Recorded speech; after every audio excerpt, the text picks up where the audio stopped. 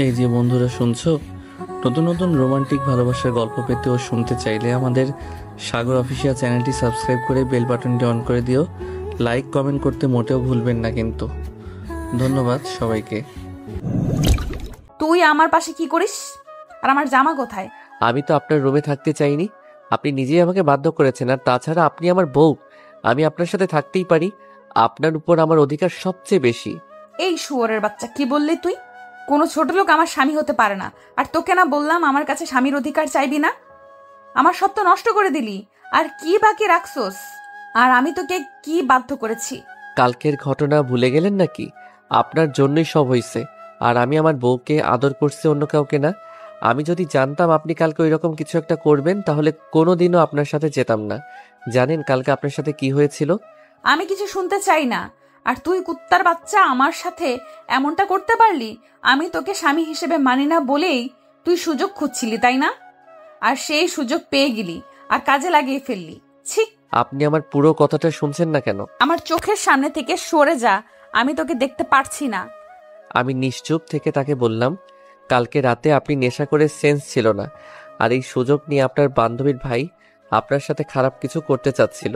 তাই তো আমি আপনাকে ওখান থেকে নিয়ে আসি।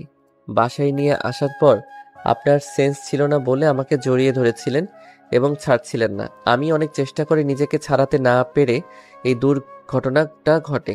এরপর রুবি আমার সব কথা শুনে বলল, আমি তোর কথা বিশ্বাস করি না। তুই মিথ্যা কথা বলতেছস আমার সাথে। তুই কি ভাবিস আমি কিছু বুঝি না? মিথ্যা কথা বলে তুই আমাকে ভোগ করলি। সত্যি কথা, আমি মিথ্যা বলতেছি না, আমাকে বিশ্বাস করুন। বিশ্বাস করি না ছোট লোকের বাচ্চা। তুই চলে যা আমার সামনে থেকে, আর কোনোদিনও আসবি না। তোকে আমি একটু ভালো ভাবতাম। আমি জানতাম না তোর চরিত্র এইরকম। এই শিক্ষা দিয়েছে তোর বাবা মা। এতই যদি শরীরের চাহিদা থাকতো পুত্রালয়ে যাইতি। এসব কথা শুনে আমার রাগ উঠে গেল। সে আমার চরিত্র নিয়ে কথা বলল। এতদিন সবকিছু সহ্য করেছি শুধু ভালোবাসি বলে, কিন্তু আর না, এত কিছু আর আমি মেনে নিব না। রুবির জন্য আমার মনে যতটুকু ভালোবাসা ছিল তা আজ ঘৃণায় পরিণত হলো। আমি নিজেকে শান্ত করে রবিকে বললাম, অনেক অপমান সহ্য করেছি শুধু তোকে ভালোবাসি বলে, কিন্তু তুই আমাকে এত বড় কথা বলতে পারলি? কি চাস তুই? আমি চলে যাব তোর জীবন থেকে, তাই না? রুবি আমার কথা শুনে কিছুটা অবাক হলো, কারণ আজ পর্যন্ত রুবিকে কখনো তুই করে বলিনি। সে আমার দিকে চেয়ে বলল, আমি চাই তুই আমার জীবনে কখনো ফিরে আসবি না, আর আসিস না আমার কাছে। আচ্ছা ঠিক আছে, আমি আজই চলে যাব। এ বাড়ি ছেড়ে আর আসবো না কোনোদিন তোর সামনে। তোর প্রতি আমার আজ থেকে আর কোনো ভালোবাসা নেই, যা আছে সব ঘৃণা। ভালো থাকিস। আর কোনোদিন তোর পিছু পিছু এসে বলবো না ভালোবাসি।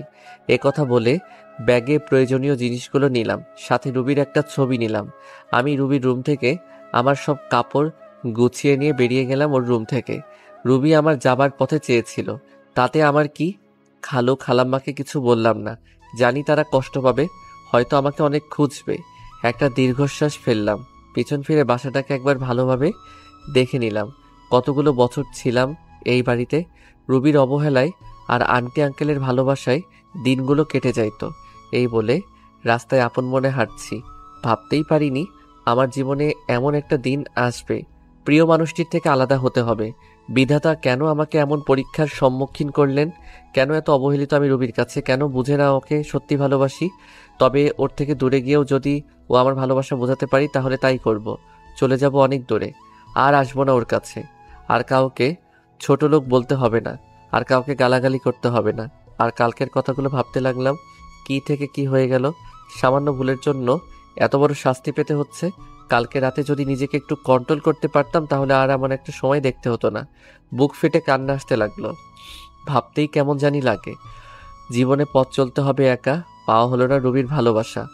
আমি তো শুধু একটু ভালোবাসাই চেয়েছিলাম ওর থেকে, তার বদলে কি পেলাম? শুধু অবহেলা। কোথায় যাব, আমি কি করব, কিছুই মাথায় আসছে না। ভাবলাম এই শহরে আর থাকবো না, চলে যাব এই শহর ছেড়ে। যেই শহর শুধু অবহেলা পেয়েছি সেখানে আর থাকবো না। আর ফিরে আসবো না এই শহরে, আর আসবো না রুবির কাছে, আপনজনের কাছে। এই কথা ভেবে চলে গেলাম রেল স্টেশনে। সেখান থেকে টিকিট কাটলাম সিলেটের। কিছু সময় পর ট্রেন ছেড়ে দিল। আমিও গিয়ে বসে পড়লাম ট্রেনে। ট্রেন চলছে আপন গতিতে। আর আমি ভাবছি, আজ যদি আমার মা বাবা বেঁচে থাকতো তাহলে আর এই দিন দেখা লাগতো না।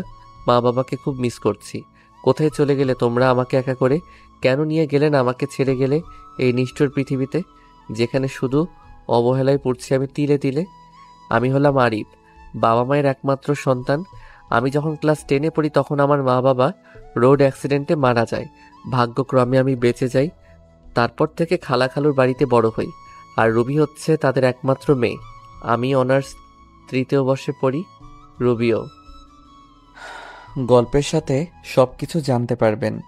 আপনাদের সাথে কথা বলতে বলতে চলে আসলাম নিজ গন্তব্য সিলেট শহরে।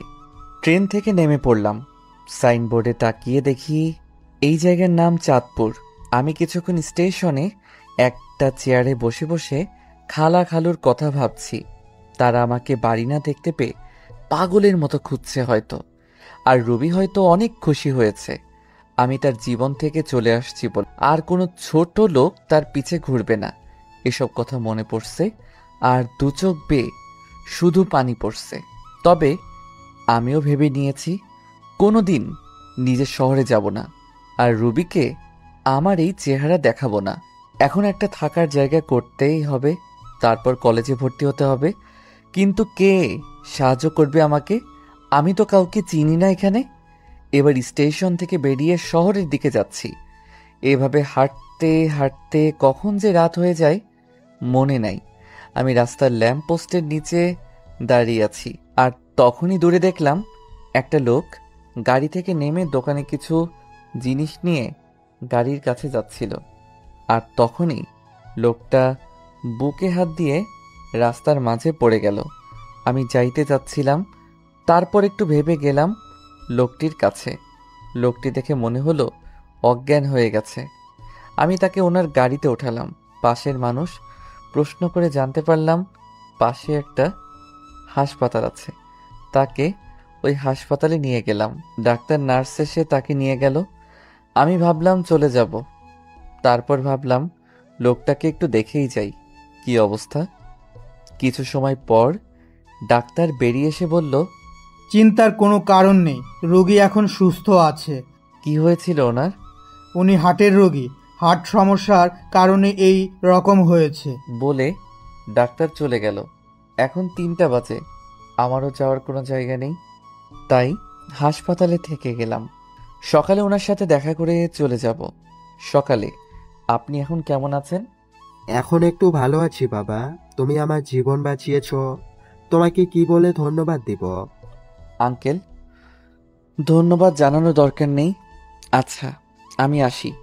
তোমাকে দেখে মনে হয় এই শহরের না বাসা কোথায় তোমার? আমি ঢাকা থেকে এসেছি এখানে কাজের খোঁজে।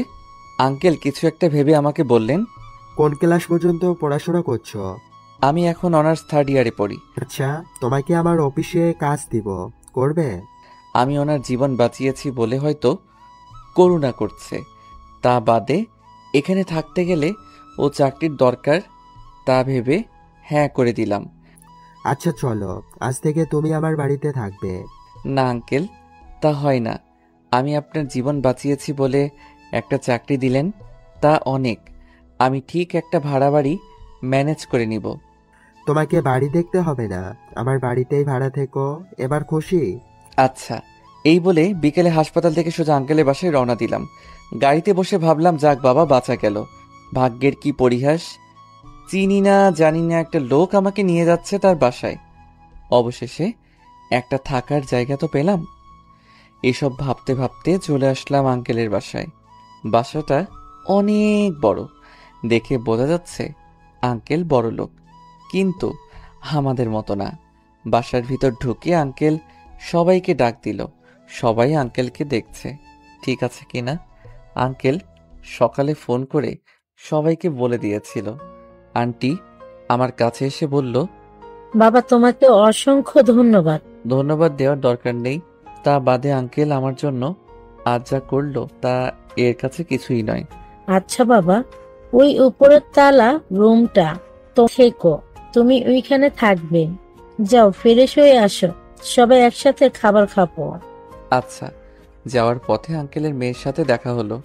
ধন্যবাদ আমার বাবার জীবন বাঁচানোর জন্য। আরে ধন্যবাদ জানানোর প্রয়োজন নেই। আপনার নামটা কি জানতে পারি? আরিফ। আপনার নাম কি?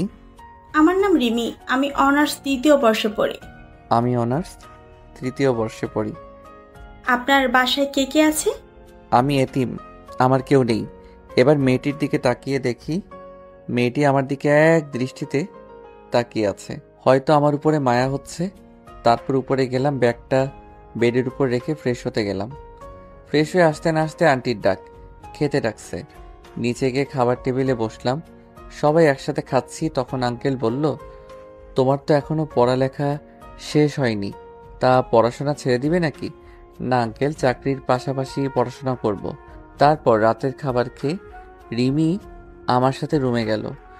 দুজনে মিলে রুমটা একটু গোছালাম। আসলেই রিমি মেয়েটা অনেক সুন্দর আর অনেক ভালো। তবে রিমি আমার দিকে একটু পরপর আর চোখে তাকাচ্ছে আর মিটমিট করে হাসছে। সকালে উঠে ফ্রেশ হয়ে হালকা নাস্তা করে রিমির সাথে তাদের কলেজে গেলাম। ভর্তির কাজ সব শেষ হলে 3টা ক্লাস করে বাইরে এসে দেখি রিমি আমার জন্য বাইরে দাঁড়িয়ে আছে। কেমন হলো আজকের ক্লাসগুলো? অনেক ভালো, আর কলেজটা অনেক সুন্দর, খুব ভালো লাগছে আমার। তারপর বাসায় চলে আসলাম। দুপুরে খাবার খেয়ে দিলাম একটা ঘুম থেকে উঠলাম বিকালে। তারপর রিমি আসলো আমার ঘরে। আরে রিমি, এখানে কেন? কেন আসতে পারি না বুঝি?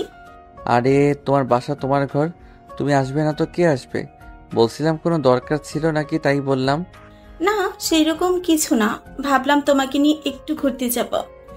আমি ভাবলাম এখানকার কিছুই তো চিনি না, তা ঘুরতে গেলে অনেক কিছু চিনা হবে, তাই হ্যাঁ বলে দিলাম। তারপর দুজনে মিলে বের হলাম ঘুরতে। রিমি নীল একটা শাড়ি পরেছে, দেখতে খুব সুন্দর লাগছে। মেয়েটার মনও ভালো। তারপর আমরা দুজন মিলে অনেক জায়গায় ঘুরলাম। কিছু খেয়ে বাসায় চলে আসলাম সন্ধ্যার দিকে। বাসায় এসে শুয়ে পড়লাম। মনে পড়লো ফোনের কথা, সেদিন বন্ধ করে রেখেছিলাম, ওইভাবে বন্ধ হয়ে আছে। ফোনটা হাতে নিয়ে ফোন থেকে সিম বের করলাম, সিমটা ভেঙে ফেললাম। তারপর আন্টি খেতে ডাকলো, খেতে গেলাম নিচে। সবাই একসাথে ডিনার করলাম। তারপর আমি চলে গেলাম আমার রুমে। আজকে তাড়াতাড়ি ঘুমাতে হবে, কালকে কলেজে যাব না, কালকে আঙ্কেলের সাথে তার অফিসে যাব কাজ বুঝে নিতে। এইভাবে ঘুমাতে যাচ্ছি, তাও ঘুম আসছে না। মনে পড়ে যাচ্ছে রুবির কথা। সে আমাকে যতই অবহেলা অপমান করুক না কেন, হাজার হয়েও সে আমার ভালোবাসার মানুষ। মানুষ প্রথম ভালোবাসার মানুষকে কখনো ভুলতে পারে না। আমার বেলাও তার বিকল্প হয় নাই। এই কথাগুলো ভাবছি আর চোখ দিয়ে পানি গড়িয়ে পড়ছে। এভাবে থাকতে থাকতে হারিয়ে গেলাম ঘুমের দেশে। চোখ খুলে দেখি 6টা বেজে গেছে। আমি উঠে ফ্রেশ হলাম, হয়ে রিমিদের ওখানে গেলাম। আসলে রিমিরা নিচে থাকে আর আমি দোতলায় থাকি। নিচে যেতে আন্টির সাথে দেখা বসতে বলল। বসে থাকতে থাকতে একসময় আঙ্কেলও চলে আসলো। সবাই একসাথে বসে সকালে নাস্তা সেরে ফেললাম। তা আরিফ, তুমি আজ থেকে অফিসে জয়েন করতে চাও? হ্যাঁ আঙ্কেল, আজ থেকেই যাব, আর অফিসের পাশে বসে পড়াশোনাও চালিয়ে যাব। এই বলে আঙ্কেল আর আমি বেরিয়ে পড়লাম বাসা থেকে অফিসের উদ্দেশ্যে। অফিসে গিয়ে আঙ্কেল সবাইকে ডাক দিলেন। সবাই আঙ্কেলের পাশে আসলেন। আঙ্কেল আমাকে দেখিয়ে দিয়ে বললেন, এর নাম আরিফ, এ এখন থেকে এখানে কাজ করে, আজ থেকে জয়েন করলো। তারপর সবার সাথে আমি কুশল বিনিময় করলাম। এরপর আঙ্কেল ম্যানেজারকে বলে গেলেন আপনি কাজ বুঝিয়ে দিতে। ম্যানেজার সাহেব আমাকে একটা কেবিনে নিয়ে গেলেন এবং অফিসে কাজগুলো বুঝিয়ে দিয়ে চলে গেলেন। এই কাজ করতে করতে দুপুর হয়ে গেল। পিয়ন এসে বলে গেলেন আঙ্কেল নাকি ডাকছে। তাই আমি আঙ্কেলের কাছে গেলাম। স্যার আমাকে ডেকেছেন? আঙ্কেল রাগী গলায় বলল, তুমি আমাকে আঙ্কেল ডাকছো যে? এটা তো অফিস, এখানে আপনি আমার বস, তাই আঙ্কেল ডাকলে কেমন দেখায় না? তোমাকে ডাকছিলাম, আজ আর কাজ করতে হবে না, চলো বাসায় যাব, কাল থেকে এসো। আচ্ছা চলেন। এই বলে আমি আর আঙ্কেল বেরিয়ে পড়লাম অফিস থেকে বাসার উদ্দেশ্যে। বাসায় আসলাম, রুমে গিয়ে ফ্রেশ হয়ে নিচে আসলাম। তখনই দেখলাম রিমি আসছে কলেজ থেকে। রিমি গেল ফ্রেশ হতে। ফ্রেশ হয়ে আসলে সবাই একসাথে খাবো। তারপর আঙ্কেল, রিমি সবাই আসলো খাবার খেয়ে। আমি আমার রুমে গিয়ে ঘুমিয়ে পড়লাম। বিকেলে উঠে বাইরে গেলাম, নতুন সিম কিনতে হবে, আগের সিমটা নষ্ট করে ফেলেছি যাতে কেউ যোগাযোগ করতে না পারে। তারপর একটু ঘোরাঘুরি করে বাসায় এসে রিমিদের ওখানে গিয়ে রাতের খাবার খেয়ে চলে গেলাম রুমে। কাল আবার অফিসে যেতে হবে। এভাবেই কেটে গেল অনেক দিন। তাও আমার মন থেকে রুবিকে মুছে ফেলতে পারলাম না। যখনই তার কথা মনে হয় অনেক কষ্ট হয়। কি করব, ভালোবাসি যে তাকে। এখন আমি নিজেই রান্না করে খাই, আর কতকাল মানুষের বাসায় খাবো। আমার জন্য যা করেছে সেটাই অনেক। রিমিদের বাসায় যাই না দেখে রিমি প্রতিদিনই কিছু না কিছু নিয়ে আসে আমার জন্য, বারণ করা সত্ত্বেও নিয়ে আসে। তবে রিমির ব্যবহার দেখে আমি খুব অবাক হই। মেয়েটা এত ভালো, আর মাঝে মাঝে রিমির আচরণ দেখে মনে হয় রিমি আমাকে খুব ভালোবাসে। আমার কখন কি লাগবে সবসময় চোখে চোখে রাখবে, কেয়ার করবে, মিষ্টি শাসন করবে। রিমির মিষ্টি শাসন আর কেয়ারগুলো খুব ভালো লাগে, কিন্তু আমি যে তাকে ভালোবাসতে পারবো না। আমার মন যে অনেক আগে একজনকে দিয়ে ফেলেছি। দূরে আছি তো কি হয়েছে, দূর থেকেও মানুষকে ভালোবাসা যায়। একদিন আমি কলেজে এক মেয়ে বান্ধবীর সাথে কথা বলেছি আর সামনে গেটের দিকে যাচ্ছি। মেয়েটা আমার খুব কাছের মনে করে, সে আমার হাত ধরে হাঁটছে আর তখনই দেখি সামনেই রিমি, কিন্তু তার চোখ দিয়ে অনবরত পানি বের হচ্ছে। আমি আমার বন্ধুর কাছ থেকে বিদায় নিয়ে যেই রিমির কাছে যাব, তখনই রিমি আমাকে অনেক জোরে একটা থাপ্পড় মারলো। থাপ্পড় মেরে রিমি চলে গেল বাসায়, আর আমি মাথা নিচু করে দাঁড়িয়ে আছি। চোখ দিয়ে 2 ফোঁটা নোনা জল বেরিয়ে আসলো। আবার সেই পুরনো কথা মনে করিয়ে দিল। রুবি ঠিক একইভাবে আমাকে চড় মেরেছিল, আমার এক খুব কাছেরই মানুষ। খুব কষ্ট পেয়েছিলাম তখন। রিমি আমাকে থাপ্পড় মারলো, তখন 1000 গুণ কষ্ট পেয়েছিলাম। কলেজের পর আমি আর রিমিদের বাড়ি যাইনি, একটা চায়ের দোকানে বসেছিলাম। বসে থাকতে থাকতে সন্ধ্যা হয়ে আসছে। রিমি আমাকে থাপ্পড় মেরেছে, এই জন্য আমি কষ্ট পাইনি। রিমি আমাকে থাপ্পড় মেরে আমার পুরনো কথা মনে করে দিয়েছে, তাই খুব কষ্ট হচ্ছে। তাই বসে আছি আর সিগারেট খাচ্ছি। হঠাৎ করে ফোনটা বেজে উঠলো, হাতে নিয়ে দেখি রিমি ফোন করেছে, বাসায় যেতে বলছে। তাই আর বসে থাকলাম না, বাসার দিকে রওনা হলাম। কিছুক্ষণ হাঁটার পর বাড়ি চলে আসলাম। দরজার কাছে এসে দেখলাম দরজা আগে থেকে খোলা। আরে চাবি তো আমার কাছে, দরজা কে খুললো? ভিতরে গিয়ে দেখি রিমি। তাহলে রিমি খুলেছে। আসলে বাড়িওয়ালার কাছে আরেক সেট চাবি ছিল। রুমে ঢুকতে রিমি বলে উঠলো, কোথায় ছিলে তুমি? জানো আমি কত কান্না করেছি তোমার জন্য, কত চিন্তায় ছিলাম। এবার রিমি দৌড়ে এসে আমাকে জড়িয়ে ধরে জোরে জোরে কান্না করে দিল। আমি তো বেশ অবাক হলাম। রিমি, তুমি কি করছো? ছাড়ো আমায়। না, ছাড়বো না। তুমি কিচ্ছু বোঝো না, আমি তোমাকে কতটা ভালোবাসি। তোমার সাথে অন্য কাউকে দেখতেই পারি না। আমি তোমাকে অনেক অনেক ভালোবাসি। রিমি, তোমার মাথা ঠিক আছে? কি বলছো এসব? পাগল হয়ে গেলে নাকি? হ্যাঁ, আমি পাগল হয়ে গেছি, তোমার প্রেমে পাগল। আমি তোমাকে ছাড়া বাঁচবো না। আমি তোমাকে ভালোবাসি না, আর সবচেয়ে বড় কথা, আঙ্কেল আমাকে অনেক বিশ্বাস করে এখানে নিয়ে এসেছে। আমি তার বিশ্বাস কখনো নষ্ট করব না। বাবার কথা বলছো? বাবাকে আমি বুঝিয়ে বলবো। তুমি যাই করো, আমি তোমাকে ভালোবাসতে পারবো না। তুমি যদি বেশি বাড়াবাড়ি করো তাহলে আমি এই বাড়ি ছেড়ে চলে যাব। না না, তোমাকে বাড়ি ছেড়ে যেতে হবে না, আমি চলে যাচ্ছি। এই কথা বলে রিমি কাঁদতে কাঁদতে চলে গেল। যা ভয় পেয়েছিলাম তাই হলো। যারে ভালোবাসি সে আমাকে ভালোবাসে না, আর যাকে ভালোবাসি না সে আমাকে ভালোবাসে। এরপর থেকে রিমির সাথে আর দেখা হয়নি, তাদের ওখানেও যাইনি। কি বলবো রিমিকে, আমি যে তাকে ভালোবাসতে পারবো না, আমি বিবাহিত। এই ভেবে কয়েকদিন চলে গেল। একদিন আঙ্কেল তাদের বাসায় যেতে বললেন, আমিও গেলাম। আরে তুমি আমার মেয়েকে বাঁচাও। কি হয়েছে রিমির? কয়েকদিন ধরে ঘর থেকে আর বের হয় না, খাওয়া দাওয়া কিছু করে না, শুধু বলে আরিফকে এনে দাও। বাবা, তুমি আমার মেয়েকে বিয়ে করো। না আঙ্কেল, এটা হয় না। আমি রিমিকে বিয়ে করতে পারবো না। আপনি আমাকে যে উপকারটা করেছেন তা আমি জীবন দিয়ে হলেও শোধ করতে পারবো না, কিন্তু আমি জেনে শুনে আমার জীবনের সাথে আরও একটা জীবন নষ্ট করতে পারবো না। কেন বাবা, কি হয়েছে? আমাকে একটু খুলে বলো। আমি বললাম রিমিকেও ডাক দিতে। তারপর আঙ্কেল আন্টি রিমি সবাইকে উদ্দেশ্য করে বললাম, আমি বিবাহিত। আমার এই কথা শোনার জন্য মনে হয় কেউ প্রস্তুত ছিল না। সবাই একসাথে বলে উঠল, কি? তুমি যে বললে তোমার কেউ নাই, তুমি এতিম তাহলে? আসলে আমি এতিম হলেও আমার খালাখালুর বাড়িতে বড় হয়েছি এবং আমার বউ আছে। তাহলে তুমি এখানে কেন, পরিবার ছেড়ে? সে এক দুঃখের কাহিনী, শুনুন তাহলে। সবাইকে বলতে লাগলাম, আমি আরিফ। সবেমাত্র আমি এসএসসি পাস করেছি, 4.97 পয়েন্ট পেয়েছি। আজ আমি অনেক খুশি। বাসায় থেকে বেরিয়ে রেস্টুরেন্টের উদ্দেশ্যে রওনা দিলাম, কারণ মিষ্টি তো নিতেই হবে। মিষ্টি নিয়ে বাসায় এসে সবাইকে খাওয়াইলাম। তারপর খাওয়া দাওয়া করে শুয়ে আছি, এমন সময় আমার ফোন চিল্লাচিল্লি করতেছে, মানে কেউ বা ফোন দিয়েছে। স্ক্রিনে তাকিয়ে দেখি মামুন ফোন দিয়েছে। রিসিভ করতেই, কিরে শালা, 4টা বাজতে চললো, আজ আড্ডায় আসবি না? ভুলেই গিয়েছিলাম। তোরা আয়, আমি আসছি। সবাই আসছি, তুই তাড়াতাড়ি আয়। আচ্ছা, 5 মিনিট অপেক্ষা কর। ওকে। তারপর ফোন কেটে দিয়ে আড্ডার দিকে রওনা দিলাম। আসলে মামুন, রহিম, মোকসেদ, নাজমুল আমরা প্রাইমারি থেকে পরিচয়, আমরা ফ্রেন্ড। আড্ডায় এসে আমরা সবাই কথা বলতে লাগলাম।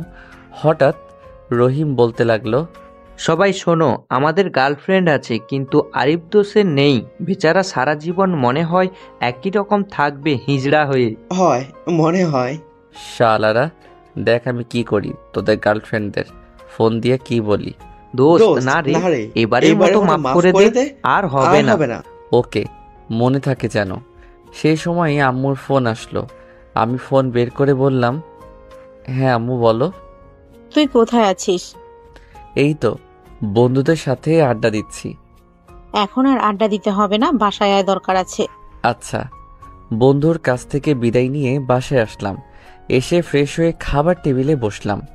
তোর তো পরীক্ষা শেষ, আর তোর আব্বু অনেকদিন পর ছুটি পেয়েছে, তাই ভাবলাম তোর খালার বাড়ি থেকে ঘুরে আসবো। কি বলিস?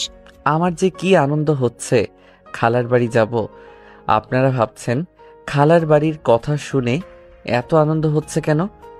কার সেখানে গেলে আমার খালাতো বোন রুবির সাথে দেখা হবে, কারণ ওকে আমি ছোট্টবেলা থেকেই পছন্দ করি। আচ্ছা, কবে যাব আমরা? কালকেই সকালে তাড়াতাড়ি উঠিস। কিন্তু কে জানতো এর বের হওয়াই হবে আমার মা বাবার সাথে শেষ বের হওয়া। আমাদের গাড়ি অ্যাক্সিডেন্ট করলো। আমি গাড়ি পিছনের সিটে থাকায় কোনো মতে বেঁচে যাই, কিন্তু আমার মা বাবা আর বাঁচল না। মা বাবা চলে যাওয়ার পর আমি অনেক ভেঙে পড়ি। তখন খালা খালু তাদের বাড়ি নিয়ে গেল এবং ওখান থেকেই বড় হই। খালা আমাকে নিজের ছেলের মতোই ভালোবাসতো, কিন্তু রুবি যাকে আমি ভালোবাসি সে ছিল খুবই অহংকারী। আমাকে সে পছন্দ করতো না, বলতে গেলে আমাকে দেখতেই পারতো না। আমাকে অনেক অবহেলা করে, কলেজে যেও আমার সাথে খারাপ ব্যবহার করে। এভাবে দিন পার করতে লাগলাম। এখন আমি ভার্সিটিতে পড়ি।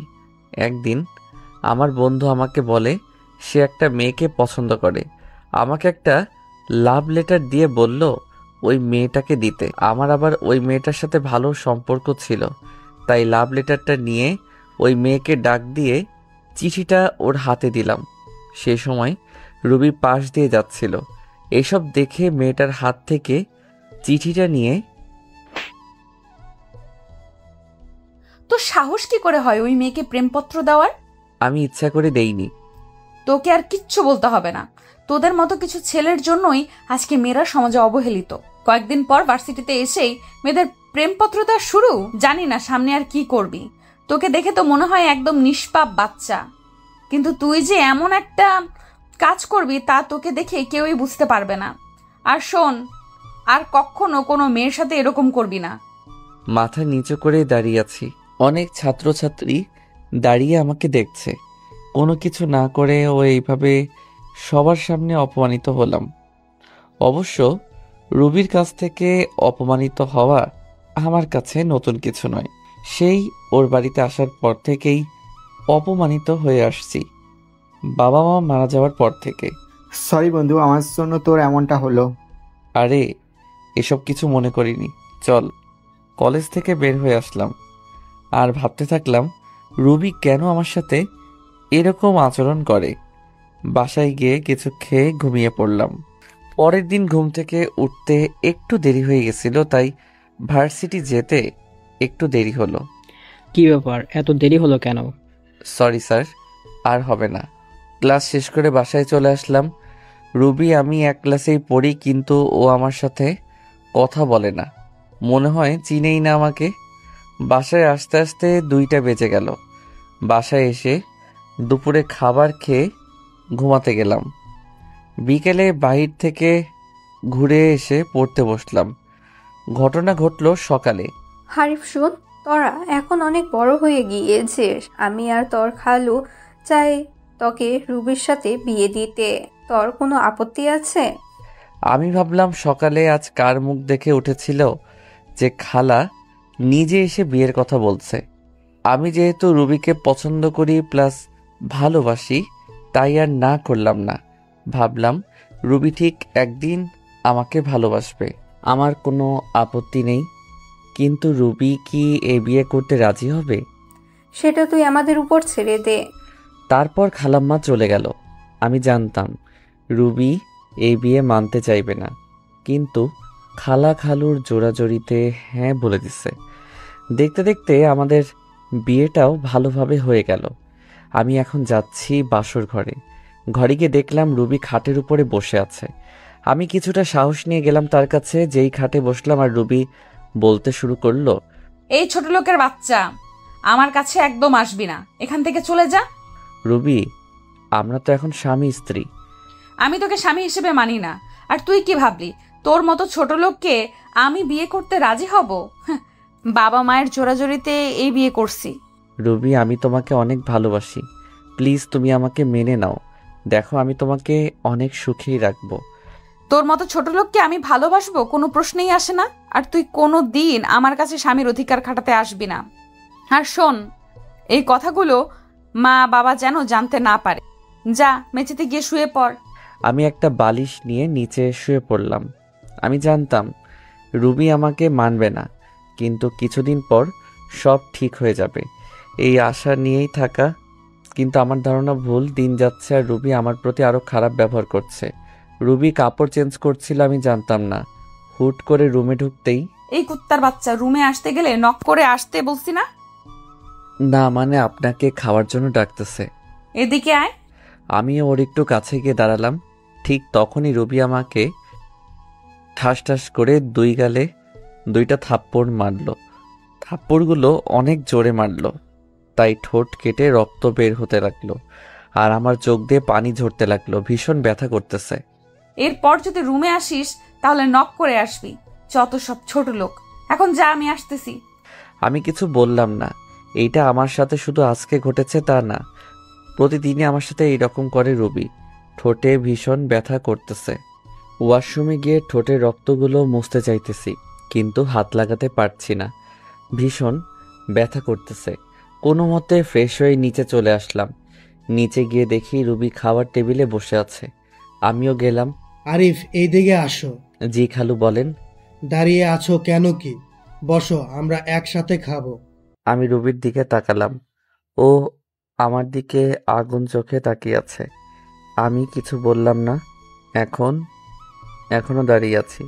কি হয়েছে আরিফ? তোকে বসতে বললো না? আসলে খালা আমাকে তুই করেই বলে, আমাকে নিজের ছেলের মতো ভাবেন। আমি এখনো দাঁড়িয়ে আছি আর রুবির দিকে চেয়ে আছি। রুবি শুধু রাগে ফুঁসতেছে। আরিফ, তোমাকে আমি বসতে বলেছি, তুমি দিন দিন অবাধ্য হয়ে যাচ্ছ। খালু, বসতেছি।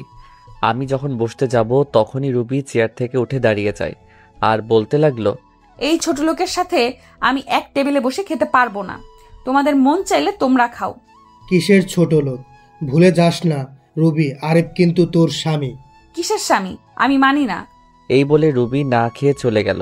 খালা খালু দুইজন আমার দিকে অসহায় দৃষ্টিতে তাকিয়ে আছে। আমি মুচকি হেসে বললাম, খালু, আমি কিছু মনে করিনি রুবির কথায়। একদিন সব ঠিক হয়ে যাবে ইনশাল্লাহ। তাই যেন হয় বাবা। হায়, তোকে আমি নিজ হাতে খাইয়ে দে। আমি আর কিছু না বলে চুপচাপ খেয়ে নিলাম।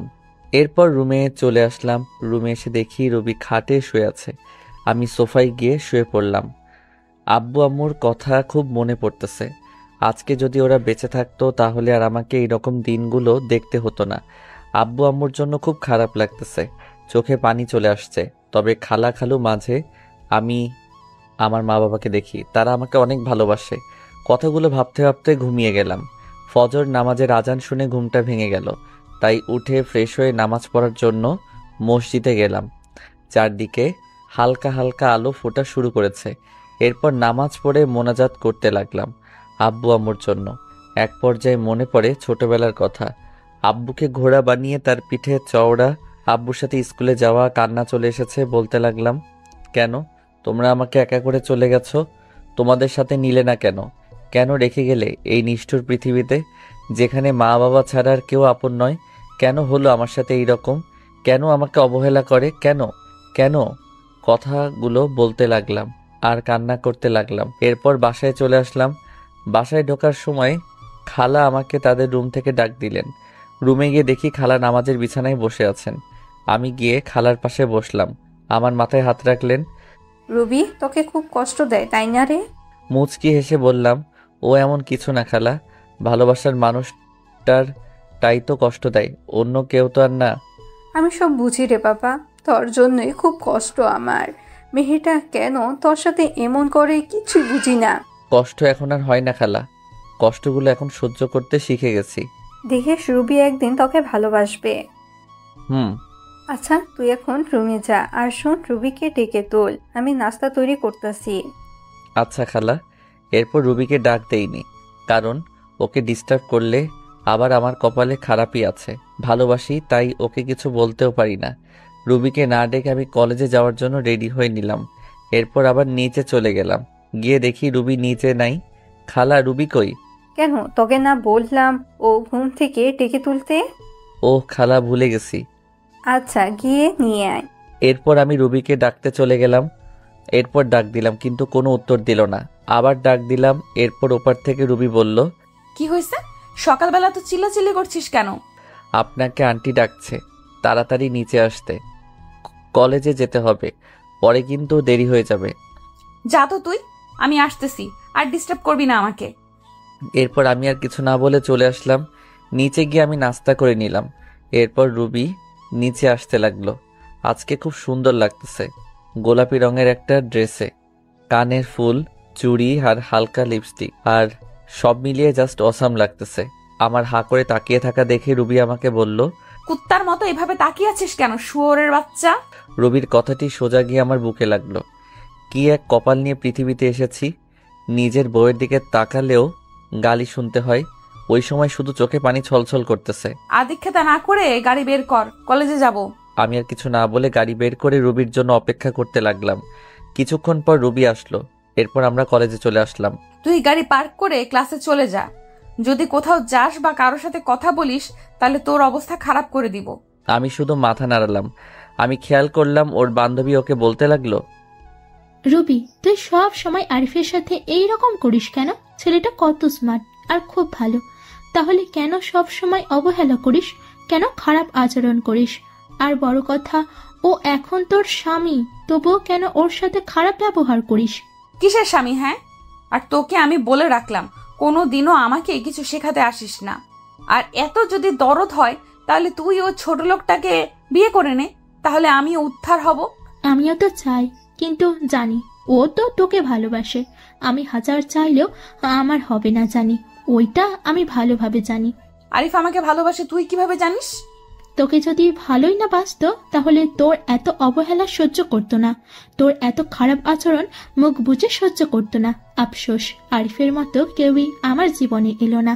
ভালোবাসা না ছাই, ছোট লোকের আবার ভালোবাসা। এই বলে ওরা ক্লাসে চলে আসতে লাগলো।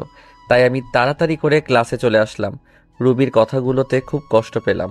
এরপর ক্লাসগুলো শেষ করে চলে আসলাম বাড়িতে। এইভাবে কাটতে থাকে দিন, আর রুবির অবহেলা প্রতিনিয়ত সহ্য করতে হচ্ছে। ভালোবাসার মানুষটির অবহেলা কত কষ্টের তা যদি রুবি জানতো তাহলে আমাকে এইভাবে অবহেলা করতো না। বসে আছি নিজের রুমে, তখন রুবি আসলো আমার রুমে। আজকে সন্ধ্যায় আমার এক বান্ধবীর জন্মদিনের পার্টি আছে, আমার সাথে তুইও যাইবি, তাই তাড়াতাড়ি রেডি হয়ে নিস। যদি দেরি করিস তাহলে তোর কপালে খারাপই আছে। আমি শুধু মাথা নেড়ে হ্যাঁ সূচক উত্তর দিলাম। এরপর সন্ধ্যায় রেডি হয়ে গাড়ি নিয়ে বাহিরে অপেক্ষা করতে লাগলাম। রুবি আসতেছে, আজকে ও খুব সুন্দর লাগতেছে, কিন্তু ওই সৌন্দর্য আর দেখা হলো না। নিজেকে থেকে মুখ ফিরিয়ে নিলাম, জানি আমাকে এভাবে তাকিয়ে থাকতে দেখলে আবার গালি দিবে। কি হয়েছে? গাড়ি চালাস না কেন? এই তো চালাইতেছি। আমাদের কে কোথায় যেতে হবে? চলতে থাক, আমি বলতেছি কোথায় যেতে হবে।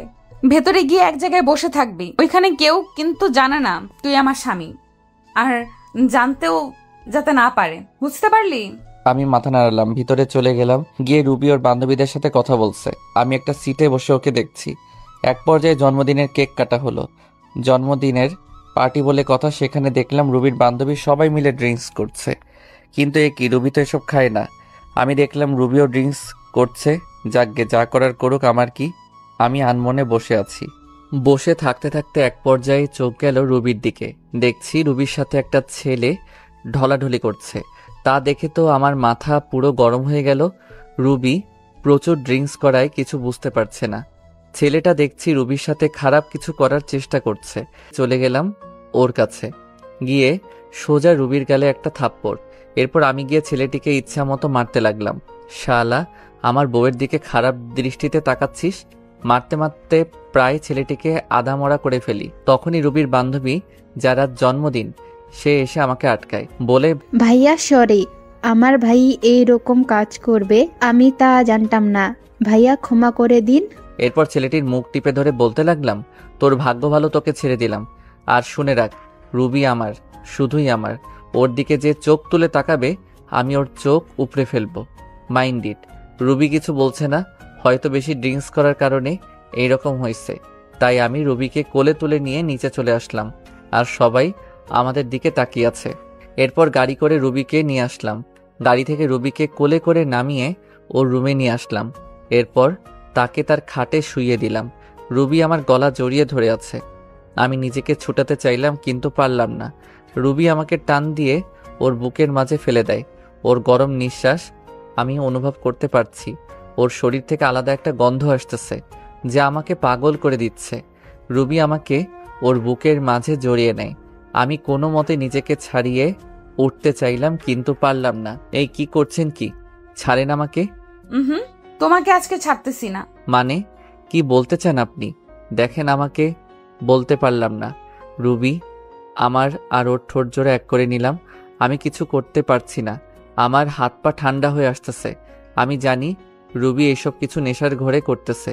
আমার এইরকম করা ঠিক হবে না, তাই নিজেকে ছুড়াতে চাইলাম, কিন্তু পারতেছি না। রুবি আমাকে এখনো খুব জোরে জড়িয়ে ধরে আছে, আর আমার ঠোঁট চুষতেছে। আমিও ধীরে ধীরে দুর্বল হতে লাগলাম। আমিও রুবির ডাকে সাড়া দিলাম। রুবি, আমার বউয়ের উপর আমার অধিকার আছে, আর যা হবার পরে ভেবে দেখা যাবে। ধীরে ধীরে দুইজন তলিয়ে গেলাম ভালোবাসার গভীর সাগরে। সকালবেলা আমার ঘুম ভেঙে যায়। আমি এখনো রুবির বুকের মাঝে আছি, আর রুবি আমাকে জড়িয়ে রেখে। রুবির শরীরে কোনো কাপড় নেই। আমি নিজেকে ছাড়িয়ে রুবির কপালে একটা চুমু দিলাম। আমার স্পর্শে রুবির ঘুম ভেঙে যায় এবং আমাকে দেখে চমকে ওঠে। তুই এখানে কি করিস? আমার পরনের কাপড় কোথায়? এরপর তো সবকিছু আপনারা জানেন কি হলো আমার সাথে, আর না জানলে দেওয়া আছে, গিয়ে জেনে আসুন। এরপর আমার সাথে রুবি কি করলো, আমি কেন বাসা ছেড়ে চলে আসলাম, সবকিছু আঙ্কেল, আন্টি, রিমি সবাইকে বললাম। আমি তাদের দিকে তাকাতেই বুঝতে পারলাম তারা মন খারাপ করে বসে আছে। তারপর রিমি বলল, তুমি রুবিকে ডিভোর্স দিয়ে দাও, আমি তোমাকে বিয়ে করব। এ হয় না রিমি। রুবি আমাকে যতই অবহেলা করুক না কেন, আমি তাকে এখনো আগের মতোই ভালোবাসি। আমি তার জায়গা কাউকে দিতে পারবো না। তুমি এইরকম করলে আমি আর এই বাড়িতে থাকবো না, চলে যাব দূরে কোথাও। আর বলবো না, তাও তুমি চলে যেও না। আমার এইরকম পরিস্থিতি দেখে আঙ্কেল আন্টি কিছু বলতে পারল না। তা বাদে আমি বিবাহিত। তারা জেনে শুনে তাদের মেয়েকে একটা বিবাহিত ছেলের সাথে বিয়ে দিতে চাইবে না, যার ঘর সংসার, স্ত্রী আছে। তার মেয়ে জীবন নষ্ট হয়ে যেতে দিবেন না। আমি এরপর ওদের বাসা থেকে চলে আসলাম, আর যাইনি ওদের বাসায়। এইভাবেই দেখতে দেখতে 5 বছর চলে গেল। এখন আমার পড়ালেখা শেষ। এখন আঙ্কেলের অফিসে চাকরি করি। অনেক ভালো ভালো কোম্পানি থেকে চাকরির অফারও আসছিল, কিন্তু না করে দিয়েছি। কারণ এই শহরে প্রথম যখন আসি তখন এই আঙ্কেল এই অফিসে চাকরি দিয়েছিল।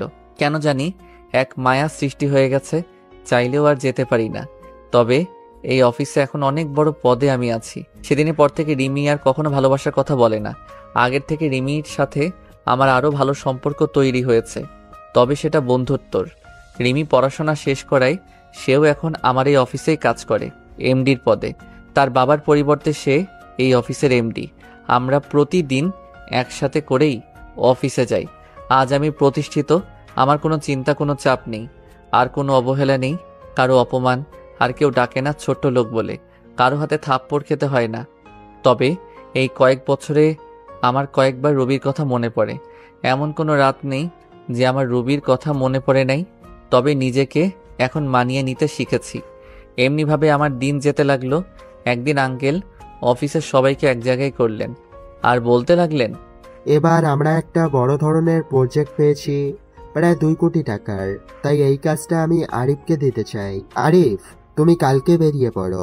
প্রজেক্টের কাজটা ঢাকায়। ঢাকা কথাটা শুনে আমার মাথা ধরে গেল। আমি বলতেও পারছি না যে এই কাজটা আমি করতে পারবো না, এত বড় প্রজেক্ট যে। তাই কিছু বললাম না। বাসায় এসে শুনলাম রিমিও যাচ্ছে আমার সাথে এই প্রজেক্টের কাজে। আঙ্কেল বলল, তোমাকে ওখানে থাকার কোনো চিন্তা করতে হবে না। রিমির ফুপুর বাড়ি ওখানেই তোমরা থাকবে কাজ শেষ না হওয়া পর্যন্ত। সকালে বের হব, তাই রাতে সবকিছু গুছিয়ে নিলাম এবং ঘুমিয়ে গেলাম। সকালে রিমি আর আমি রওনা হলাম ঢাকার উদ্দেশ্যে। রেল স্টেশনে গিয়ে টিকিট কাটলাম, সিলেট টু ঢাকা। কখনো ভাবতে পারিনি যে আবার ফিরবো ঢাকা। ভেবে নিয়েছিলাম আর কখনো যাব না, কিন্তু কি করার, ভাগ্যের যে লেখা আছে তাই হবে। রবি হয়তো আজ নতুন সংসার করতেছে, আমার কথা ভুলেই গেছে। এবার রিমি আর আমি ট্রেনে উঠলাম, গিয়ে বসে পড়লাম নিজের সিটে। ট্রেন চলছে আপন গতিতে। ভাবতে ভাবতে কখন যে ঢাকায় পৌঁছে গেছি খেয়ালই করলাম না। প্রাণের শহর ঢাকা শহর। আজ 5 বছর পর আসলাম। 5 বছর কেটে গেল, আজ আবারও ঢাকা ফিরছি। সবকিছু অচেনা মনে হচ্ছে। দেরি না করে সোজা রওনা দিলাম রিমির ফুপুর বাসায়। আমাকে দেখে চিনতে পারিনি, আর চিনবেই বা কি করে। আমার পাশে রিমির দিকে তাকিয়ে দৌড়ে চলে আসলো রিমির কাছে। রিমিকে ধরে বলল, মা, তুমি যে আসবে আমি কখনোই কল্পনা করতে পারিনি। সেই ছোট্টবেলায় এসেছিলি, আর তো একবারও আসিসনি। আমাদের কথা মনে পড়ে না বুঝি? যা, ফ্রেশ হয়ে আসো, আমি খাবার বেড়ে দিচ্ছি। আর হ্যাঁ, তোর পাশের ছেলেটা কে রে? ও আমাদের অফিসে কাজ করে, আর আমরা অফিসের একটা প্রজেক্টের জন্য এখানে এসেছি। ফ্রেশ হয়ে সবার সাথে দুপুরে খাবারটা খেয়ে শুয়ে আছি। এমন সময় রিমি এসে বলল, বিকেলে ফ্রি আছো? জবাবে হ্যাঁ অবশ্যই, তাছাড়া এখন তো আমার কোনো কাজ নেই, ফ্রি তো থাকবই। বলছিলাম কি ফুপু, বিকালে একটু ডাক্তারের কাছে যাবে? একা একা যাবে না, তাই আমাকে নিতে চাচ্ছে আমার সাথে, যদিও তুমিও যাও। আরে সমস্যা নেই, আমি তো ফ্রি আছি, গেলাম না হয় তোমার সাথে, সময়টাও কেটে যাবে। একা একা থাকতে কি আর ভালো লাগে? আচ্ছা, তুমি এখন রেস্ট নাও। বিকেলে রিমি একটা আকাশি কালারের শাড়ি পরছে, কাচের চুড়ি হাতে, চোখে কাজল দিয়ে আমার সাথে বের হয়েছে।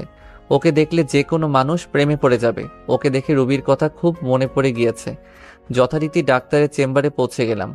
রিমির ফুপুকে ডাক্তার দেখা শেষ, তারপরে চেম্বার থেকে বের হব, এমন সময়ে একজন শাড়ি পরা নারীর সাথে ধাক্কা খেলাম। এই যে মিস্টার, দেখে শুনে চলতে পারেন না? কণ্ঠটা খুব পরিচিত মনে হলো। পিছন ফিরে তাকাতে বড়সড় ধাক্কা খেলাম।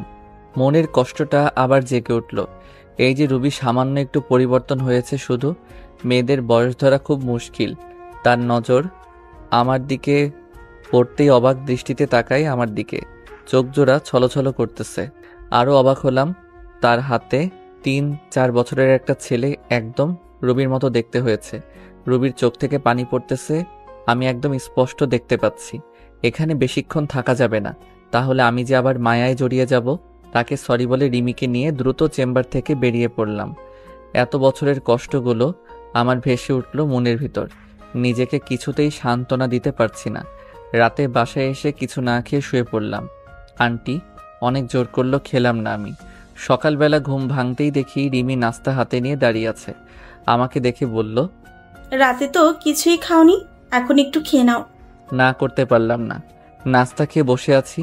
রিমি এসে বলল, ঘুরতে যাবে? একটু বাইরে থেকে ঘুরে আসি, তোমার মন ভালো হয়ে যাবে। অনিচ্ছা সত্ত্বেও রাজি হলাম। রিমিকে নিয়ে একটা নদীর ধারে বসে আছি। গাছপালা সমৃদ্ধ এই নদীর ধার। একটু ঘোরাঘুরি করে রাস্তা দিয়ে বাসায় যাচ্ছিলাম। রিমিও সাথে আছে। মেয়েটা খুব ভালো, আমাকে আপন মনে করে। এখন হয়তো ভালোবাসে আমাকে, কিন্তু সেদিনের ঘটনার পর থেকে আর কিছু বলে না।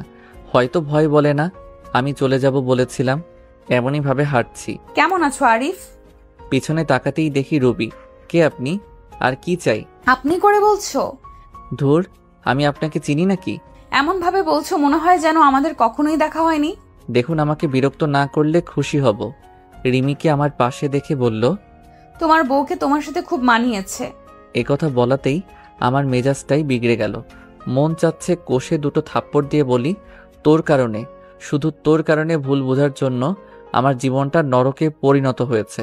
পাবলিক প্লেস, এজন্য কিছু বলি নাই। রিমিকে নিয়ে সাথে সাথে ওই স্থান ত্যাগ করলাম। যাওয়ার সময় দেখতে পেলাম রুবির চোখগুলো ফুলে গেছে।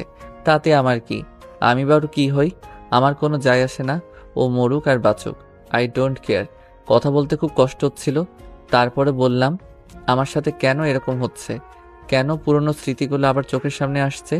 আমি নতুন জীবন চেয়েছি, কেন আবার পিছুটান আমাকে আটকাচ্ছে? এসব ভাবতে ভাবতে বাড়ি চলে আসলাম। এসে শুয়ে পড়লাম আর ভাবতে থাকলাম রুবির কথা। কিছুই ভালো লাগছিল না। রুবির সাথে দেখা হয়ে আমার জীবনটা আগের মতো হয়ে গেল। খালি রুবির কথাই চিন্তা করছি। পরক্ষণে মনে হলো রুবি তো স্বামী, সংসার, ছেলে সব আছে, তাহলে কেন শুধু শুধু চিন্তা করছি? শত হলেও আমার প্রথম ভালোবাসা রুবি, ভুলে কি থাকা যায়? রুবির কথাগুলো ভাবতেছি, স্বার্থপরের মতো আমাকে একা করে দিল। বিনা দোষে আজ আমি নিঃসঙ্গ। হয়তো এটাই নিয়তি, আমার নিষ্ঠুর ভালোবাসা। সন্ধ্যায় বের হয়ে গেছি। অনেক রাতে বাসায় ফিরলাম। কলিং বেল বাজাতেই রিমি দরজা খুলে দিল। মনে হয় আমার অপেক্ষায় বসেছিল। একটা মেয়ে আমার খুব কেয়ার নিতেছে। আমার সেদিকে কোনো মনোযোগ নেই। আমার হৃদয়ে শুধু রুবিই থাকবে। এত রাতে বাইরে কি করছিলে? রাতে বাইরে থাকতে নেই, ফ্রেশ হয়ে এসো, আমি খাবার দিচ্ছি। আমি কিছুই বললাম না, চুপচাপ খাবার খেয়ে বিছানায় চলে এলাম। সকালে ঘুম থেকে উঠে ল্যাপটপটা হাতে নিয়ে দেখি একটা ইমেইল আসছে। সিন করতেই দেখি আমার ডিপার্টমেন্ট থেকে ইমেলটা এসেছে প্রজেক্টের কাজে। তাই রিমিকে বললাম তাড়াতাড়ি রেডি হতে, অফিসে যেতে হবে। রেডি হয়ে অফিসে রওনা দিলাম দুজনে। ওখানে যে আমি পুরাই শক খেলাম। আমার অফিসের এক্সিকিউটিং অফিসার যে রুবি, সেটা দেখে তো আমার মাথা খারাপ হয়ে গেল। এর সাথেই তাহলে আমার প্রজেক্টটা কমপ্লিট করতে হবে। যেখানে বাঘের ভয় সেখানেই সন্ধ্যা হয়। তারপর সবার সাথে আমরা পরিচয় হয়ে নিলাম। তারপর গেলাম রুবির কাছে।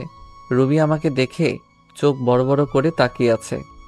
হয়তো ভাবছে আমি এখানে কি করতে আসব। তারপর রুবিকে বললাম, আমি হলাম আরিফ, আর আমার পাশে ও হচ্ছে নীলা। আমরা সিলেট থেকে এখানে আসছি এই প্রজেক্টের কাজে। ও আচ্ছা, সেই ব্যক্তিরা তাহলে আপনারা? এরপর কিছু কথা বলে চলে আসলাম। দুপুরে কাজ শেষে আমার ডেস্কে বসে আছি। এমন সময় একটা বাচ্চা ছেলের আনাগোনা দেখলাম। আরে এই তো সেই ছেলে যাকে রুবির সাথে আমি দেখেছি। আমি ডাক দিতে আমার কাছে আসলো। তোমার নাম কি বাবা? এখানে তুমি কার কাছে এসেছো? কেন? আম্মুর সাথে। আম্মু আমাকে প্রতিদিন এখানে নিয়ে আসে। তোমার আম্মুর নাম কি? রবি আক্তার। বুকটা ধক করে উঠল। তাহলে এটা রবির সন্তান। চোখে জল এসে গেল। যদি সবকিছু ঠিক থাকতো তাহলে ছেলেটা আমার হতো। ছেলেকে কোলে নিয়ে একটা পাপ্পি দিলাম। আঙ্কেল, আঙ্কেল, আপনি আমাকে আদর করেন কেন? আপনাকে তো আমি চিনি না। মা বলেছে অপরিচিত কালো কাছে না দিতে। আজ থেকে আমরা বন্ধু। বলো মানুষ আবার বন্ধু হয় নাকি? হয় বাবা, হয়। আচ্ছা ঠিক, এখন আম্মুর কাছে যাই। আম্মু না হয় বকা দিবে। আচ্ছা যাও। রুবির কাছে রোহান যেয়ে বলল, আম্মু, আম্মু, আজ একটা লোক আমাকে খুব আদর করেছে আর বলেছে আমি নাকি তার বন্ধু। ও তাই বুঝি আমার সোনা বাবু? জানো আম্মু, লোকটা খুবই ভালো আর অনেক সুন্দর। সুন্দর মানুষ কি সুন্দরী বলে বাবা? আম্মু, স্কুলে প্রতিদিন সবার বাবা আছে, তাদেরকে কত আদর করলে আমার বাবা লাগবে না আম্মু? ছেলের কথা শুনে আমার বুকটা ফেটে যাচ্ছে। আমার নিজের দোষে আজ সন্তানকে বাবা নামক বটগাছের ছায়া থেকে বঞ্চিত করেছি। কি হলো আম্মু, তুমি কাঁদতো কেন আম্মু? রুবি আর কিছু বলে ছেলেকে বুকের সাথে জড়িয়ে ধরলো। মনে মনে বলতে লাগলো, তোর বাবা যে আর কোনোদিন আসবে না। অফিস শেষে সিঁড়ি দিয়ে নামতেছি আমি আর রিমি। এমন সময় রুবিও নামতেছে। আমাকে দেখে অবাক দৃষ্টিতে তাকিয়ে আছে। আমি দেখেও না দেখার ভান করে নামতে লাগলাম। আমি তা জেলাস করার লক্ষ্যে রিমির সাথে হেসে খেলে কথা বলতেছি আর নামতেছি। পিছন ফিরে দেখি যে রুবির চোখ দিয়ে পানি পড়ছে আর শাড়ির আঁচল দিয়ে মুছছে। বারে, তাতে আমার কোনো যায় আসে না। স্বামী, সংসার, ছেলে নিয়ে তো ভালোই আছে। রাতে বাসায় ফিরে আসলাম। প্রতিদিনের মতো রিমি আন্টি আজও খাবার নিয়ে টেবিলে বসে আছে। আমাদের দেখে বলল, তোমরা ফ্রেশ হয়ে আসো, আমি খাবার দিচ্ছি। রাতে খাবার খেয়ে ঘুমের রাজ্যে হারিয়ে গেলাম। সকালে ঘুম ঘুম চোখে দেখি যে কেউ একজন ডাকছে, এই উঠো, অফিস যাবেন না? আমি চোখ খুলে দেখি যে রিমি দাঁড়িয়ে আছে। একটা আকাশি কালারের শাড়ি পরছে। শাড়িটাতে অনেক সুন্দর লাগছে। ও মনে হয় অফিস যাওয়ার জন্য একেবারে রেডি হয়ে আছে। আসলে অ্যালার্ম বাজে নাই তো আজকে, তাই একটু দেরি হয়ে গেছে। ওয়াশরুম থেকে ফ্রেশ হয়ে নিচে এলাম, দেখি যে আন্টি আর রিমি খাবার টেবিলে বসে আছে। আন্টির পরিবার শুধু, আর আন্টি আর কেউ নেই। মানে আঙ্কেল অফিসের কাজে বাহিরে গেছেন, আর তার ছেলে বিদেশি অফিসে চাকরি করে, তাই বিদেশে থাকে।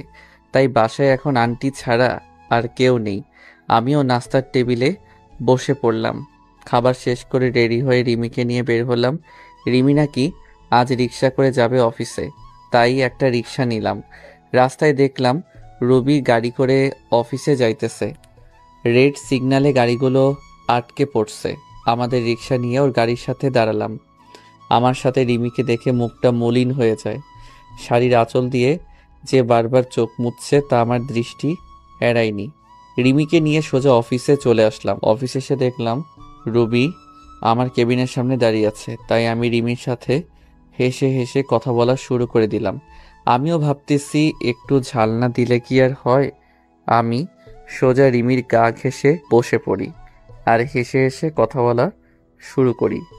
কথা বলছি আর রবির দিকে তাকিয়ে দেখি একেবারে তেলে বেগুনে ফুলে উঠছে। ও রাগ করলে আমার কি, রাগ সামলাতে না পেরে বলল, এটা অফিস, কোন রোম্যান্সের জায়গা নয়।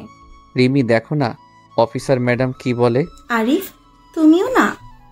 এ কথা বলে রুবিও চলে গেল। আমি ভেবে পাচ্ছি না রুবি আমায় দেখে ওরকম ব্যবহার করছে কেন। তার তো স্বামী আছে। আমিও একটু মজা দেখতে রুবির পিছে পিছে রুবি কেবিনের সামনে যেতেই শুনতে পেলাম, আম্মু আম্মু আগামীকাল কুলের সালেরা বলেছে আম্মু আব্বুকে নিয়ে যেতে। তুমি তো প্রতিবারই বলো আব্বুকে নিয়ে দাও না। রুবির ছেলের এরকম কথা শুনে আমার জানার জন্য আগ্রহ হচ্ছে। রুবির ছেলে বলল তার বাবাকে স্কুলে নিয়ে যায় না। রুবির স্বামী কোথায়? কে বা রুবির স্বামী? না, আর ভাবতে পারছি না। আমাকে একটু খবর নিতে হবে।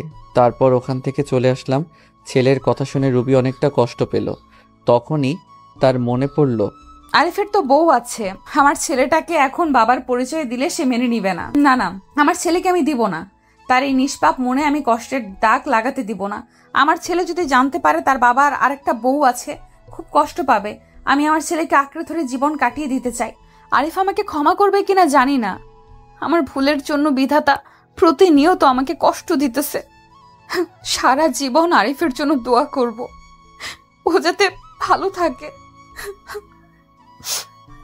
এই বলে ছেলেকে বুকে নিয়ে নিঃশব্দে কাঁদতে লাগলো। আমি আমার কাজ করে চলছি।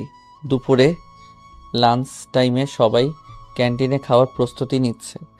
আমি যে রিমির সাথে বসলাম। আমরা তো কোনো টিফিন নিয়ে যাইনি, তাই বিরিয়ানি কিনতে গেলাম। তারপর বিরিয়ানি নিয়ে এসে বসলাম। আমার বিপরীত টেবিলে রুবি বসছে। আমার দিকে বারবার আর চোখে তাকাচ্ছে। রিমি আর আমি খাচ্ছি। হঠাৎ করে রিমির মুখে আমি লোকমা তুলে দিলাম। রুবির চোখ এড়ায়নি। রুবি সহ্য করতে না পেরে এখান থেকে উঠে গেল। এমন কেন করলো? রুবি চলে গেল কেন? সে গেল না আছে তাতে তোমার কি? সেও একদিন আমাকে অনেক কষ্ট দিয়েছিল। আমি টেবিলে বসলে সে উঠে চলে যেত, এক টেবিলে বসে খাবে না বলে। কি ভাবছো আরিফ? আরে কিছু না। এই, তুমি আমার মুখে লোকমা দিলে কেন? আমি কি তোমার বউ লাগি নাকি? দূর, বউ হতে যাবে কেন? তুমি তো আমার বেস্ট ফ্রেন্ড, আর বেস্ট ফ্রেন্ডটা বউয়ের চেয়েও বেশি হয়। ই মা, তাই বুঝি? মারবো একটা। বরাবর 7 দিন মেডিকেলে থাকবা, বুঝলে? তাহলে তো ভালোই হয়, সেবা যত্ন করতে পারবা। তোমার সাথে আমি কথা বলে আর পারবো না। দুপুরের খাবার শেষ করে কেবিনে বসে আছি। অফিসটা একটু ঘুরে ঘুরে দেখতে লাগলাম। নতুন এসেছি, এখনো কিছুই দেখা হয়নি, তাই সব জায়গা ঘুরে ঘুরে দেখলাম। তারপর বাসায় চলে গেলাম। আগামীকাল সকালে আর অফিসে গেলাম না। রিমিকে বলে দিলাম তুমি যাও, আজকে যাব না। রিমিও যেতে চাইলো না, তাকে বুঝিয়ে পাঠিয়ে দিলাম। রিমি চলে গেল। আমি ফ্রেশ হয়ে নিলাম। এখানে আসা কয়েকদিন হয়ে গেল। ভাবলাম আজ রুবির বাসায় যাব। রুবি এখন অফিসে আছে, এই সুযোগে খালা খালুর সাথে দেখা করে আসব। রুবির ভুলের কারণে খালা খালুকে কেন দূর করে রাখবো? তারা আমাকে কত ভালোবাসতো, নিজের ছেলের মতো। তা বাদে কালকে রুবির ছেলের কথাটা ভাবলাম, গিয়ে দেখে আসি রুবির স্বামীকে। যেই ভাবা সেই কাজ। বেরিয়ে পড়লাম খালার বাসায়। বাসাটা সেই আগের মতোই আছে, কিছু চেঞ্জ হইছে, নতুন রং করছে মনে হয়। বাসার গেটে গিয়ে কলিং বেল চাপ দিলাম। কয়েকবার বেল চাপতে দরজা খুলে দিল। আমি এক দৃষ্টিতে তাকিয়ে আছি খালার দিকে। খালা বলে উঠল, কাকে চাই? বলবেই না কেন? এই 5 বছরে আমি সেই আগের আরিফ নেই, দেখতে একেবারে বদলে গেছি। খালা, আমি আরিফ। কথাটা বলার সাথে খালার চোখ পানিতে টলমল করছে। আরিফ বলে জড়িয়ে ধরল আমায়। আমিও কেঁদে দিলাম। কোথায় ছিলি বাবা তুই? জানিস আমরা তোকে কত খুঁজেছি। তোর খালু তো একেবারে ভেঙে পড়েছিল, তাকে না পেয়ে কেন এইভাবে চলে গিয়েছিলি তুই? তোর আমাদের কথা মনে পড়েনি একবারও? কেঁদেই যাচ্ছে। মনে পড়েছিল খালা, কিন্তু কি করব বলো, তখনকার পরিস্থিতি। আমি রুবিকে বলেছিলাম যে তার জীবনে আর ফিরে আসব না। এখন তো রুবির বিয়ে হয়ে গেছে, স্বামী ছেলে সংসার সব হইছে, তাই আসলাম, তাই আবার ফিরে আসলাম। কি বলছিস তুই? রুবি বিয়ে হয়ে গেছে মানে? কেন, রুবি বিয়ে হয়নি? তার একটা ছেলেও তো দেখলাম। রুবির কোনো বিয়ে হয়নি, তুই ভিতরে আয়, বলছি সব তোকে। আমি ভিতরে গিয়ে বসলাম। খালার মুখ চেয়ে বসে আছি সবকিছু জানার জন্য। নীরবতা ভেঙে আমি বললাম, কি হলো খালা, বলো। তাহলে শোন, তুই যখন বাড়ি থেকে চলে গেছিস, রুবি তখন অনেক বেশি খুশি হয়েছিল। তার কয়েকদিন পর আমি দেখতাম রুবি সারাদিন কি যেন চিন্তা করতো আর কাঁদতো। খাওয়া দাওয়া ছেড়ে দিয়েছিল। আমি যখন জিজ্ঞাসা করি তখন বলতে লাগলো, মা, আমি একটা বড় ভুল করে ফেলেছি মা। আমার জন্য আরিফ এই বাড়ি ছেড়ে চলে গিয়েছে। কি বলছিস? যা বলবি খুলে বল। তারপর রুবি সেই দিনের রাতের কথা বলল। সকালে তোর সাথে অনেক বাজে ব্যবহার করে তোকে চলে যেতে বলেছে। একদিন রুবির সাথে ওর ওই বান্ধবীর দেখা হয়। ওই বান্ধবী বলে দেয় যে রুবি যখন ড্রিঙ্কস করে সেন্সলেস ছিল তখন তার ভাই রুবির সাথে খারাপ ব্যবহার করে। তাই তার বান্ধবী রুবির কাছে ক্ষমা চেয়ে চলে যায়। রুবি এসব কথা শুনে মাথাটা ধরে যায় যে তোকে দোষারোপ করেছে। মেয়েটা অনেক ভেঙে পড়ে যায়, তাই ওকে আমি কিচ্ছু বলি নাই। তার কয়েক মাস পর রুবি একদিন মাথা ঘুরে পড়ে যায়। আমরা ডাক্তারের কাছে নিয়ে গিয়ে জানতে পারি রুবি মা হতে চলেছে। আর রুবির সাথে যে ছেলেটা দেখেছিস ওটা তোর আর রুবির ছেলে। কথাগুলো শোনার পর আমার চোখ দিয়ে আপনা আপনি পানি পড়তে লাগলো। তার মানে ও আমার ছেলে। আমার যে কি আনন্দ লাগছিল বলে বোঝাতে পারবো না। তাই রুবি আমায় আর রিমিকে একসাথে দেখে জ্বলতেছিল। আরে শোন বাবা, রুবিনা তোকে অনেক ভালোবাসে। তুই চলে যাওয়ার পর ও ওর ভুল বুঝতে পেরেছে, অনেক কেঁদেছে। তোর জন্য আজও অপেক্ষা করে বসে আছে মেয়েটা। তুই আর ওকে ফিরিয়ে দিস না রে বাবা। তাই বললে কি আর হয়? আমাকেও কম কষ্ট দিয়েছিল নাকি? তার প্রতিশোধ আমি না নিয়ে তাকে কাছে টেনে নিব না? খালা আমার একটা কথা রাখবে? কি কথা বল। আমি যে এখানে এসেছি তা যেন রুবি না জানতে পারে। আমি যে সব জানি। আর শোনো, রুবি আমাকে কম কষ্ট দেয়নি, তাই ওকে একটু শিক্ষা না দিয়ে আমি আমার কাছে ওকে টেনে নিব না। ও বুঝুক আপনজনকে কষ্ট দিলে কি হয়। আচ্ছা, তুই যা ভালো মনে করিস। ও তো তোর খালু এসে পড়েছে। তাই আমি খালুর সাথে কথা বলে অনেক সময় ওখানে থেকে চলে আসলাম। আর বলে আসলাম রুবি যেন কিছুতেই জানতে না পারে। রাস্তা দিয়ে যাচ্ছিলাম। কিছুক্ষণ যাওয়ার পর চোখ পড়ল একটা স্কুলের গেটে। দেখি যে আমার ছেলেটা ব্যাগ ঘাড়ি নিয়ে দাঁড়িয়ে আছে। কাছে যে জিজ্ঞেস করলাম, কি হলো বাবা, এখানে মন খারাপ করে দাঁড়িয়ে আছো কেন? জানো আঙ্কেল, আমার আব্বু নেই। আজ স্কুলে সবার আব্বু আম্মু দেখেছে। আম্মু এসে শুধু ছেলের সাথে কথা বলে গেছে। আমি রাগ করে এখানে দাঁড়িয়ে আছি। ছেলের কথা শুনে বুকের বাঁ পাশে চিনচিন ব্যথা শুরু হয়ে গেল। মনে মনে বলতেছি, আমি তোর বাবাই, শুধু পরিস্থিতির কারণে আজ তোর কাছ থেকে দূরে। ছেলেকে আদর করে দারোয়ানকে বলে স্কুলের গেটের ভিতরে ঢুকিয়ে দিয়ে আসলাম। মনে মনে ভাবতেছি রুবি না হয় নিষ্ঠুর, তাই বলে আমিও নিষ্ঠুর হব? নিজের ছেলের পরিচয় আমার কাছ থেকে গোপন রাখলো। নিজের ছেলের কাছে আমি আজ পিতৃ পরিচয় গোপন রাখলাম। খুব কষ্ট হচ্ছে। মা, আজকে ওই আঙ্কেল আমার স্কুলে এসেছিল, আমাকে অনেক আদর করেছে। এই রকম যদি আমার বাবাই হতো খুব ভালো হতো না মা?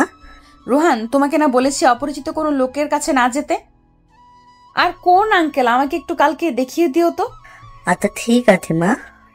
রুবি তার ছেলেকে নিয়ে বাসায় চলে গেল। আমার কথা মতো খালা খালু কেউ বলে নাই যে আমি এখানে এসেছিলাম। পরদিন অফিসে গিয়ে কেবিনে কাজ করতেছি, এমন সময় পিয়ন এসে বলল, রুবি ম্যাডাম আপনাকে ডেকেছে। আমি দেরি না করে চলে গেলাম।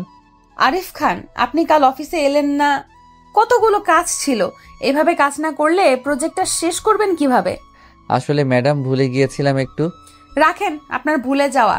এত বড় প্রজেক্টের কাজ কোন ভদ্রলোকে যে আপনাকে দিয়েছে আমি তা ভেবে পাচ্ছি না। আর ভুলে তো যাবেনি, সুন্দরী বউকে নিয়ে অফিসে নুষ্টি ফুষ্টি করলেই তো সবাই ভুলে যায়। Sorry madam. এমন সময় রোহান এসে বলল, মা এই আঙ্কেল আমার খুব আদর করে, তোমাকে এর কথাই বলেছিলাম। রুবি জিজ্ঞাসা সূচক দৃষ্টিতে আমার দিকে তাকালো। আমি তার মুখে একটু খুশির ছাপ দেখতে পাচ্ছি। তারপর আবার কঠোর রূপ ধারণ করলো। আমার দিকে তাকিয়ে কথাটা বলল, তোমাকে না বারণ করেছি অপরিচিত ফালতু লোকের কাছে না যেতে? মা আঙ্কেল খুব ভালো, তুমি ফালতু বলছো কেন? চুপ, একদম চুপ। বেশি পাকনা হয়ে গেছো না? আর এই যে মিস্টার আরিফ, আপনি আমার ছেলের সাথে আর মিশবেন না, এই বলে দিলাম। মুহূর্তের মধ্যে মনটা খারাপ হয়ে গেল। ফালতু কি আমি নাকি তুমি নিজেই? রুবি, খুব বলতে ইচ্ছা করছে। রুবি কি দেখছো তুমি আমার মাঝে ফালতুর মতো কার্যকলাপ? বলতে গিয়ে আর বললাম না। কেবিন থেকে এক বুক হতাশা নিয়ে বেরিয়ে আসলাম। মা হয়ে কেমনে নিজের ছেলেকে তার বাবার সাথে মিশতে দেয় না, খুব কষ্ট লাগছে। আচ্ছা আমিও তোমাকে বুঝিয়ে দিব রুবি কষ্টের উপলব্ধিটা কেমন। অফিস শেষে রিমিকে বললাম আমার সাথে ঘুরতে যাবে নাকি। রিমিও রাজি হয়ে গেল। আমি আর রিমি একটা পার্কে বসে আছি। আমার মনটা খারাপ দেখে রিমি জিজ্ঞেস করলো, মন খারাপ কেন আরিফ? কই কিছু না তো, এমনি। আচ্ছা একটা কথা বলো তো আরিফ। কি? রুবি ম্যাডাম কিছুদিন থেকেই তোমাকে চোখে চোখে রাখছে। আমার সাথে হেসে হেসে কথা বলে প্রচুর রাগ হয়। সেদিন আমাকে জিজ্ঞেস করলো, তোমাদের আচরণ দেখে মনে হলো স্বামী স্ত্রী, কতদিন হয়েছে তোমাদের বিয়ে হওয়ার? আরো অনেক কথা বলেছে। আচ্ছা তোমার সাথে রুবি ম্যাডামের কোনো সম্পর্ক আছে নাকি? আমি দীর্ঘশ্বাস ফেলে জবাব দিলাম, থাক না ওসব কথা। বলো না আরিফ। আমি তোমাকে আমার স্ত্রীর কথা বলেছিলাম না? রুবি সেই আমার স্ত্রী। কথাটা বলতেই রিমি অবাক হয়ে গেল। এই হচ্ছে তোমার বউ? আমি রুবিকে সব কিছু বলবো, ও তোমাকে মেনে নিবে। কিচ্ছু বলতে হবে না তোমাকে, যা করার আমি করব। তারপর রিমিকে বললাম, তুমি শুধু অফিসে আমার সাথে প্রেমের অভিনয় করবা, এতটুকু। অনেকক্ষণ নীরব থেকে রিমি মাথা নেড়ে হ্যাঁ জবাব দিল। রাতে দুজনে একসাথে বাসায় ফিরে আসলাম। খাওয়া দাওয়া শেষ করে বিছানায় শুয়ে পড়লাম। কি করব কিছুই বুঝতে পারছি না। ভাবতে ভাবতে ঘুমিয়ে পড়লাম। সকালে ঘুম ভাঙলো অ্যালার্মের শব্দে। তারপর রিমি ফুপু নাস্তা দিল, খেয়ে অফিসের উদ্দেশ্যে বেরিয়ে গেলাম। অফিসে পৌঁছে রিমিকে বললাম, তুমি ভিতরে যাও, আমি একটু পাশের দোকান থেকে আসছি। কিছু সময় পর অফিসে ঢুকলাম। গিয়ে দেখি রিমি আর রুবি বসে বসে কাজ করছে। এই জানো কি করছো ওখানে? তুমি এখানে কেন? চলো আমার কেবিনে চলো। রুবির দিকে তাকিয়ে দেখি রাগে লাল হয়ে গেছে। মনে হচ্ছে এখনই চিবিয়ে খেয়ে ফেলবে। ও বাবু দেখছো না কাজ করছি, পরে যাব। এত বড় লোকটাকে বাবু বলছে। বিড়বিড় করে বলল, আচ্ছা জানো আমি এখন যাই। মা একটা ফ্লাইং কিস ছুঁড়ে মারলাম। ভালো লাগছিল না, তাই অফিসের ছাদে গেলাম। গিয়ে দেখি আমার ছেলে একটা বল নিয়ে খেলছে। আমাকে দেখা মাত্রই আমার কাছে আসলো। তোমার আম্মু বকা দিবে না আমার কাছে আসছো যে? আম্মু অনেক পতা, আমার সাথে অনেক লাগ করে। তাই বুঝি বাবা, ছেলেকে নিয়ে ছাদে দাঁড়িয়ে আছি। এমন সময় রুবি আসলো ছেলের খোঁজে। তোমাকে না বলছি এখানে না আসতে? বাবু আসলে কেন? দাঁড়াও রুবি। অনেকটা অবাক হলো আমার কথা শুনে। এই সন্তান কার? আমার আর আমার স্বামীর। কেন, আপনার কি হয়েছে? তা তোমার স্বামীটাকে জানতে পারি? আপনাকে না জানলেও চলবে। আপনি কে হন যে আপনাকে বলবো? এই কথা শুনে নিজের রাগ কন্ট্রোল করতে পারিনি। ঠাস ঠাস করে দুটো বসিয়ে দিলাম। রুবির চোখ দিয়ে পানি পড়তেছে, গাল দুটো ফুলে লাল হয়ে গেছে। এই সন্তানটা কার? সত্যি করে বলো রুবি, না হয় আমার চেয়ে কেউ খারাপ হবে না। তোমাকে বলে কি লাভ? আর কি বা হও তুমি আমার? তাচ্ছিল্যের হাসি দিয়ে বললাম, ন্যূনতম যে স্ত্রী স্বামীকে মানে না, স্বামীর চরিত্রহীন বলে গালি দিয়ে বাসা থেকে বের করে দেয়, তার কপালে আর যাই হোক স্বামী জুটবে না। শুনলাম তোমার নাকি বিয়ে হয়নি, তাহলে এই ছেলেটা আসলো কোথা থেকে? না জানি কার সাথে কি করে বেড়াইছে। ছি! এ কথা বলার সাথে সাথে রুবি আমার কলার চেপে ধরলো আর বলতে লাগলো, মুখ সামলে কথা বলো আরিফ, আর একটাও বাজে কথা বললে খুন করে ফেলবো। আমি এক ঝটকায় নীলার হাত ছাড়িয়ে, সত্য কথা বললে তো গায়ে লাগবেই। আমার লাগছে, ছাড়ো প্লিজ। ছাড়ার জন্য তো ধরিনি। আগে বলো, আমার কথাটা সত্য নাকি মিথ্যা? রুবি চুপ করে আছে, তাহলে আমি ধরে নিব সব সত্য। তোমার যা ইচ্ছে মনে করতে পারো, প্লিজ আমার হাত ছাড়ো, লাগছে খুব। ওয়েট, এত অস্থির হচ্ছ কেন? সবে তো শুরু। আগে বলো, এই সন্তান কার? কি হলো বলো না কেন? আরে বলছো না কেন? কি হলো বলো। জোরে একটা ধমক দিয়ে বললাম। রুবি শুধু কেঁদেই চলেছে। আঙ্কেল তুমি মাকে ছেড়ে দাও, মা অনেক করতে পারতে। ছেলের কথা শুনে আর ধরে রাখতে পারলাম না, ছেড়ে দিলাম। রুবি ছাড়া পেয়ে ছেলেকে জড়িয়ে ধরে কাঁদতে লাগলো। শক্ত করে জড়িয়ে ধরে আছে, মনে হচ্ছে আমি ছো মেরে তার ছেলেকে নিয়ে যাব। রুবি ছেলেকে জড়িয়ে ধরে শুধু কেঁদে চলছে। আমি আবারও জিজ্ঞেস করলাম, রুবি এই সন্তানটা কার? কি হলো বলছো না কেন? ও বলবে বা কেন? নিশ্চয়ই কোনো আকাম কুকামের ফসল। রুবির চোখ দিয়ে শুধু পানি পড়ছে। আমি এই কথা বলে ওই স্থান ত্যাগ করলাম। অফিসে বসে নিজের কাজে মনোযোগ দিলাম। রুবি মনে মনে কথাগুলো বলতেছে। বলবো না আরিফ, আমি কিছুতেই আমার সন্তানের কথা তোমাকে বলবো না। এই সন্তান শুধুই তোমার। তোমাকে বললে আমার সন্তানকে তুমি নিয়ে যাবে। আমি মা হয়ে এটা কিছুতেই সহ্য করতে পারবো না। এই জীবনে আমার নিজের দোষে তোমার ভালোবাসা হারিয়ে আজ আমি নিঃস্ব। এই সন্তান এখন আমার একমাত্র সম্বল। আমি যে আমার ছেলেকে ছাড়া বাঁচবো না। মা তুমি কি ভাবতো? ওই আঙ্কেলটা তোমাকে কেন বলেছে? বলো না মা, বলো না। এতটুকু বাচ্চাকে কি বলবে রুবি? নিজের করা ভুলগুলো। আর এই অবুঝ বাচ্চা কি বা বুঝবে? কিছু না বাবা, এমনি তো কেউ মারে না মা। স্কুলে ছেলেরা পড়ানা দিতে পারলে খুব মারে। তুমি নিশ্চয়ই আঙ্কেলের কাছে পড়া দিতে পারো নাই, তাই তোমাকে মেলেছে। ছোট বাচ্চার মনের পরিধি যতটুকু সে হিসেব করে বলছে কথাটা। রুবি কিছু না বলে ছেলেকে কোলে করে নিচে নেমে এলো। আমি অফিসের কাজ শেষ করে বাসায় ফিরে আসলাম। এইভাবে কেটে যায় 1টি মাস। এই 1 মাসে আমি রুবিকে যথেষ্ট কষ্ট দিয়েছি। এমন কোনো দিন নেই যে রুবিকে আমি কাঁদাইনি। রিমির সাথে প্রতিনিয়ত স্বামী স্ত্রীর অভিনয় করে গেছি। রুবি এতে খুব কষ্ট পেয়েছে, আর আমিও পেয়েছি রুবির কষ্টে কষ্ট পেয়ে। প্রজেক্টের কাজও শেষের কয়েকদিন পর অফিসে গেলাম, যে দেখি রুবি আজ আসেনি। অনেকটা অবাক হলাম। অফিস থেকে বাসায় এসে শুয়ে পড়লাম। পরদিন সকালে ভাবতেছি রুবি কেন অফিসে আসেনি। না, আজ আর আমার ছেলেকে আমার কাছে নিয়ে আসবই। ওকে ছাড়া আমার একা একা ভালো লাগে না। অফিসের কাজ করে সন্ধ্যার দিকে চলে গেলাম খালাদের বাসায়। বাসায় গিয়ে কলিং বেল বাজাতেই রোহান, মানে আমার ছেলে, দরজা খুলে দিল। আমাকে দেখে খুশিতে বলল, আঙ্কেল। এমন সময় রুবি রান্নাঘর থেকে বেরিয়ে আসলো। আমাকে দেখে অনেকটা অবাক হয়ে গেল। এখানে কেন এসেছো? আমার ছেলেকে নিয়ে যেতে এসেছি। তুমি যতই ওর কাছ থেকে আমার পরিচয় গোপন করো না কেন, লাভ নেই। কে তোমার ছেলে? খবরদার আমার ছেলেকে ছোবে না। এটা আমারই ছেলে রুবি। না না, মানে এক্ষুনি ডিএনএ টেস্ট করব। তোমার যাই ইচ্ছে করো, আমার ছেলেকে আমি কোথাও যেতে দিব না। এই বলে রোহানকে জড়িয়ে ধরলো রুবি। আমি হ্যাচকে একটা টান দিয়ে রোহানকে নিয়ে আসলাম নিজের কাছে।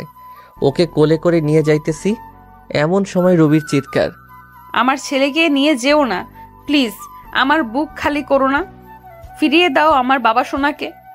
আমি কোনো কথায় কান্না দিয়ে দরজার সামনে ছেলেকে নিয়ে এগিয়ে যেতে লাগলাম। রুবি আমার পায়ে পড়ে গেল। তোমার দুটি পায়ে পড়ি, আমার ছেলেকে নিয়ে যেও না। আমি হাত দিয়ে ধাক্কা দিয়ে রুবিকে সরিয়ে রোহানকে নিয়ে বেরিয়ে আসলাম। আঙ্কেল আমাকে কোথায় নিয়ে যাচ্ছ? আঙ্কেল না বলে আমাকে বাবা বলো। আমি তোমার বাবা। সত্যি বাবা? হ্যাঁ, আমি তোমার বাবা। ছেলেকে নিয়ে নিজের বাসায় ফিরে আসলাম। বাসায় আসতেই রিমি জানতে চাইলো, সব বলে দিলাম। রাতে খাবার খেয়ে শুয়ে পড়লাম। বাবা বাবা। বলো। মা আমাকে ছাড়া কোনোদিন ঘুমাই না, আমাকে না পেলে মা মারা যাবে। ছেলের কথা শুনে বুকের ভিতর চিনচিন করে উঠল। রুবি যদি সত্যি কিছু করে ফেলে। এমনিতে যে রাগ, 7-5 না ভেবে রোহানকে নিয়ে রুবির বাসায় রওনা হলাম। বাসায় যে যা দেখলাম তা দেখার জন্য আমি মোটেও প্রস্তুত ছিলাম না। দরজা খুলে ভিতরে প্রবেশ করতে দেখি রুবি মেঝেতে পড়ে আছে, কপাল ফেটে একটু রক্ত বের হচ্ছে, হাত দিয়ে রক্ত পড়ছে, সম্ভবত শিরা কাটার চেষ্টা করেছে। দেরি না করে তাড়াতাড়ি কোলে তুলে নিয়ে বিছানায় শুয়ে দিলাম। কপালে হাত দিয়ে দেখি প্রচুর জ্বরে গা পড়ে যাচ্ছে। সারা রাত মাথায় জলপট্টি দিলাম। নিজ হাতে বাসায় রান্না করেছি, রুবিকে নিজের হাতে খাইয়ে দিলাম। আজ 5 বছর পর রুবির এতটা কাছে আসার সুযোগ পেলাম। অন্যরকম একটা ভালো লাগা কাজ করছে মনের ভিতর। কিন্তু রুবির এখনো জ্বর কমেনি। রাতে রুবির মাথার কাছে বসে আছি, এমন সময় জ্বরের ঘরে রুবি বলে উঠল, আরিফ আমাকে ছেড়ে চলে যাবে না তো? আমাকে ক্ষমা করে দাও, আমি ক্ষমার অযোগ্য জানি। চুপচাপ শুয়ে থাকো তো, জ্বরের ঘরে কি যা তা বকছো? এ কথা বলে উঠে যাব এমন সময় রুবি আমার হাত ধরে এক ঝটকায় রুবির মুখের সামনে আমার মুখ নিয়ে এলো। রুবি আমার কলার চেপে ধরে আছে, ওর নিঃশ্বাস আমার মুখের উপর পড়ছে। একদম খুব কাছে অবস্থান করছি আমি, আর বলতে লাগলো, আর কত কষ্ট দিবে আমাকে বলো আরিফ, বলো। তুমি যখন অন্য মেয়ের সাথে হেসে খেলে কথা বলো, আমার প্রচুর কষ্ট হয়, মনে হয় যেন মারা যায়। আমি জানি তুমি রিমিকে বিয়ে করো নাই, আমাকে তুমি খুব ভালোবাসো, এটাও আমি জানি। তোমার জীবনে অন্য কাউকে আপন করে নেওয়ার আগে নিজ হাতে আমাকে মেরে ফেলো। আমি এই জীবন আর রাখতে চাই না। কষ্ট তোমার থেকে আমি বেশি পাচ্ছি। তোমার জীবনে নতুন কেউ আসলে আমি সহ্য করতে পারবো না। বিশ্বাস করো, এতদিন তোমাকে ছেড়ে থাকতে অনেক কষ্ট হয়েছে। আমি যখন আমার ভুল বুঝতে পেরেছি, সেদিন থেকে আমি তিলে তিলে শেষ হয়ে যাচ্ছি। এই 5 বছর প্রতিদিন আমি তোমার পথ চেয়ে বসে থাকতাম তুমি আসবে বলে, কিন্তু দেখো তুমি আসতে 5টি বছর লেগে গেল। আর যখন এলে তখন রিমিকে নিয়ে এলে। আমি ভেবেছিলাম তুমি বিয়ে করেছো, রিমি তোমার বউ। জানো, ওই দিন আমি আত্মহত্যা করতে গিয়েছিলাম, শুধুমাত্র আমার ছেলের কথা ভেবে, আর করি নাই। আমাকে শক্ত করে নিজের বুকের সাথে জড়িয়ে আছে, আমি আর ছাড়াতে পারলাম না। হয়তো জ্বরের ঘরে এসব বলতেছে। এসব ভাবতে ভাবতে কখন যে ঘুমিয়ে গেছি সেটাই টেরই পেলাম না। সকালে ঘুম ভেঙে দেখি যে রুবি আগের মতো আমাকে জড়িয়ে শুয়ে আছে। রুবির থেকে নিজেকে ছাড়িয়ে ওর কপালে হাত দিয়ে দেখি এখন আর জ্বর নেই। একটা স্বস্তির নিঃশ্বাস ফেললাম। রুবিকে না ডেকে ফ্রেশ হয়ে অফিস চলে গেলাম। আসলে খালা খালো কেউ নেই বাড়িতে, তারা নাকি গ্রামের বাড়িতে গেছে। সন্ধ্যায় রুবির বাসায় আসলাম। রুবির কোনো কথাবার্তা নেই, চুপচাপ আমাকে খাবার বেড়ে দিচ্ছে। আমি খেয়ে দে ছেলেকে আদর করে চলে আসবো, এমন সময় রুবির ডাক। আরিফ, বলো রুবি। তোমার কাছে একটা জিনিস চাইবো, দিবে?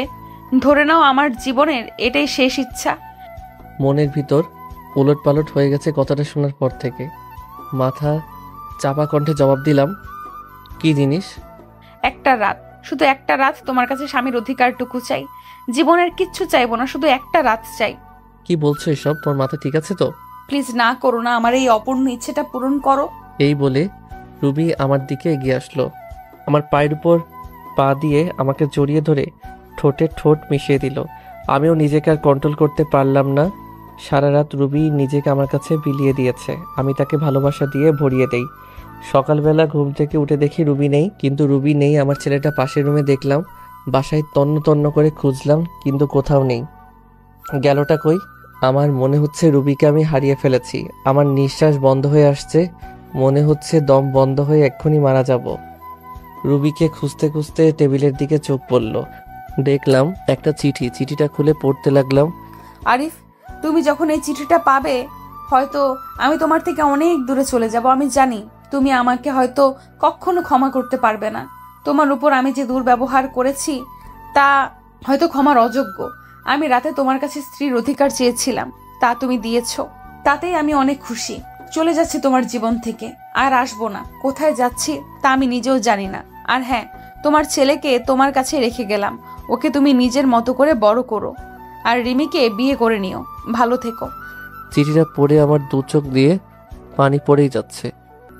মনে হচ্ছে আমার ভিতর থেকে কেউ কলিজা টেনে বের করে নিচ্ছে। আর দেরি না করে বেরিয়ে পড়লাম। যাওয়ার সময় দেখি খালা খালু চলে এসেছে। আমার দিকে তাকিয়ে বলল, কি হয়েছে? আমি শুধু বললাম, রোহানকে দেখে রেখো বলে বেরিয়ে গেলাম রাস্তায়। গোটা রাস্তা পাগলের মতো এপাশ ওপাশ খুঁজতে লাগলাম। প্রায় অনেক জায়গায় খোঁজা শেষ, এবার আশা ছেড়েই দিয়েছি। হাঁপিয়ে রাস্তায় বসে পড়লাম। কিছু সময় নিচে বসে থাকার পর সামনে চোখে পড়ল বাস স্টেশনের বেঞ্চের মেয়েটির দিকে। কি রুবির মতো? আমি ভুল দেখছি না তো? চোখ ডলে দেখলাম না, সত্যি রুবি বসে আছে, নিচের দিকে তাকিয়ে কান্না করছে। বাস এত সকালে ছাড়ে নাই, তাই মনে হয় বাসের অপেক্ষায় বসে আছে। আমি আর দেরি না করে দৌড়ে চলে গেলাম রুবির কাছে। গিয়ে বললাম, রুবি। আমার দিকে চেয়ে আবার মাথা নিচু করে আছে। রুবি তুমি এইভাবে চলে আসলে কেন? কি হলো, কথা কানে যাচ্ছে না? বলো। মাথাটা খারাপ হয়ে গেল। বেঞ্চের থেকে টেনে দাঁড় করিয়ে দিলাম এক থাপ্পড়। আমার দিকে চলো চলো চোখে তাকিয়ে কেঁদেই যাচ্ছে। আমার আর তার কান্না সহ্য হলো না, টান দিয়ে বুকের সাথে মিশিয়ে নিলাম। কি ভেবেছো নিজেকে? যখন তখন আমাকে কষ্ট না দিয়ে তোমার ভালো লাগে না, তাই না? জানো না আমি তোমাকে কতটা ভালোবাসি। আর কি বললে, আমি রিমিকে বিয়ে করে নিব, তাই না? যদি রিমিকে বিয়ে করতাম তাহলে 5 বছর আগেই করতাম। আমার হৃদয় শুধু তুমি আছো, যে জায়গা আমি কাউকে দিতে পারবো না। শুধুমাত্র সামান্য ভুল বোঝার কারণে আজ আমাদের এই পরিণতি, সম্পর্ক ভাঙনের পথে। কিন্তু রুবি, একবারের জন্যই কি আমাকে বিশ্বাস করতে পারোনি সেদিন, নাকি তোমার ব্যর্থতা? রুবি ফুপিয়ে ফুপিয়ে কাঁদছে। আমাকে ক্ষমা করে দাও আরিফ, তুমি ক্ষমা না করলে আল্লাহ আমার উপর নারাজ হবে। আমি নিজের স্বামীকে অনেক কষ্ট দিয়েছি। আমি চোখের জল মুছে দিয়ে বললাম, পাগলি, এতে ক্ষমা চাওয়ার কি আছে? তোমার আরিফ তোমার উপর কোনো রাগ করে নেই, তোমার উপর অসন্তুষ্ট হয়নি। কথা দাও এইভাবেই ভালোবেসে যাবে তো সারা জীবন? এইভাবেই ভালোবেসে যাব। তারপর দুজনে বাসায় চলে আসলাম। এরপর খালাখালুর সাথে কথা বলতে বলতে রাতের খাবার খেয়ে নিলাম। আজ খালাখালু অনেক খুশি আমাদের মিল হওয়া দেখে। খাবার শেষে রুমে আসলাম, অপেক্ষা করছি রুবি আসার জন্য। কিছু সময় পর রুবি রুমে আসতে তাকে জড়িয়ে ধরলাম। কি করছো, কি ছাড়ো বলছি। আজ তো আর ছাড়ছি না। কাল তুমি স্ত্রীর অধিকার বুঝিয়ে দিয়েছো, আজ আমি স্বামীর অধিকার বুঝিয়ে নিব। রুবিকে কোলে তুলে নিয়ে খাটে ফেলে দিলাম, তারপর জড়িয়ে ধরে ঠোঁটের সাথে ঠোঁট মিশিয়ে দিলাম। এমন সময় দরজা খোলা থাকায় আমার ছেলে ঘরে চলে আসলো। তোমরা কি করতো? ছেলের মুখে এমন কথা শুনে আমি কি করব, কি বলবো? রুবি তো আমার বুকে মুখ লুকিয়ে আছে। আসলে তোমার আম্মুর খারাপ লাগছিল তো তাই। থাক, আর বলতে হবে না, আমি গেলাম নানুর রুমে, তোমরা থাকো। যা ভাবার ভাবক, অনেকদিন পর বউকে পেয়েছি, সময় নষ্ট করলে চলবে না। তারপর রুবিকে জড়িয়ে ধরে, ধর মিয়ারা ভাগেন,